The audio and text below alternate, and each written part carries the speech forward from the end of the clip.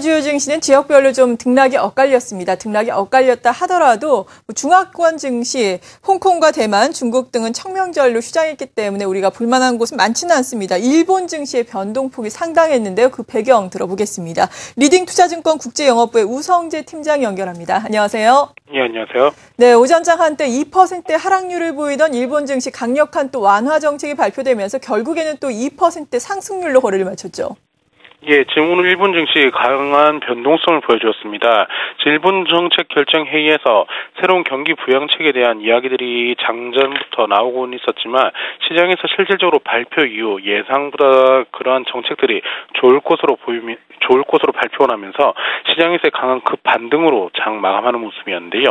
일본 니케이 지수는 2.2% 상승한 12,634.54엔선에서의 장 움직임 보여주었습니다. 오늘 장 초반 지금 시장에서의 악재로 인한 부담감들이 좀 커지는 모습을 보이면서 일본 증시 2%에 가까운 하락세를 나타내는 모습이었습니다. 하지만 지금 오후장 들어서 일본 정책 결정 회의에서 경기 부양에 대한 정책들이 나오면서 시장에서의 기대감이 좀 많이 커지고 있는 모습을 보여줬었는데요. 결국 이러한 흐름세로 인한 달러엔의 움직임 또한 95.2엔선까지 약세로 전환되는 모습 보이면서 일본 증시의 강한 상승세가 눈에 띄었다라고 보시면 좋을 것 같습니다. 지금 오늘 일본은행에서 이러한 정책들에 따른 시장에서의 기대감 속에서의 지수가 강세장의 움직임을 보여주었지만 내일 장에서도 이러한 흐름세를 좀 더 이어져 나갈 수 있을지는 좀 지켜보셔야 될 것 같은데요. 시장에서 일시적인 호재로 작용을 받을 확률 또한 높은 만큼 일본 증시는 좀 지켜보시는 게 중요할 것 같습니다. 오늘 같은 경우 중국과 홍콩 같은 경우에 청명절로 휴장이었던 만큼 오늘 아시아장에서는 일본 증시의 강세가 눈에 띄었다라 보시면 좋을 것 같습니다. 네, 또 중국 본토는 내일까지 연휴가 이어진다는 점 염두를 해두시기 바라고요. 미국 증시 간밤에는 또 고점에서 조정을 받았는데요. 이제 오늘 밤 열리는 미국 증시는 어떤 점에 우리가 주목을 해야 될까요? 예, 아무래도 지금 미국 같은 경우에 계속적인 단기 상승세를 이끌어왔던 만큼 시장에서의 매도 물량들이 좀 출현할 것으로 보이고 있습니다.